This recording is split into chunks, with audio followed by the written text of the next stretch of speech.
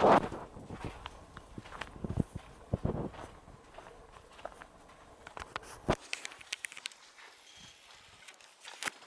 હું કાનેટિયા કાંતિભાઈ જીવણભાઈ, ગામ ભદ્રાવડી, તાલુકો બોટાદ, જિલ્લો ભાવનગરનો રહેવાસી છું. અને મેં મારા ગામની અંદર મારી પોતાની જમીનની અંદર વર્ષ 2012-13ની સાલની અંદર સરકારશ્રી પાસેથી સબસિડી લઈને આ ગ્રીન હાઉસ બનાવેલ છે કે જેની અંદર મેં અત્યારે કેપ્સિકમ મરચાં રોપ્યા છે અને અત્યારે તે ઉતારવાનું અને વેચવાનું ચાલુ છે.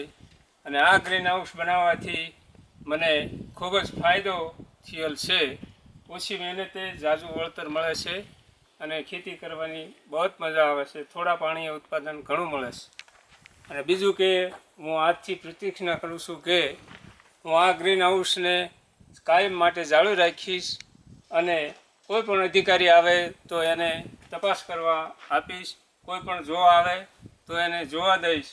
અને કદાચ હું આને કાંઈ પણ વેચી નાખું કે ન રાખું તો આની મળેલી જે કંઈ સબસિડી છે તે હું સરકારશ્રીને પરત કરીશ એવી હું બાંયધરી આપું છું. અહીંયા તેરી અમુક સમય સુધીની જ હોય, પછી વેચી જ દેવું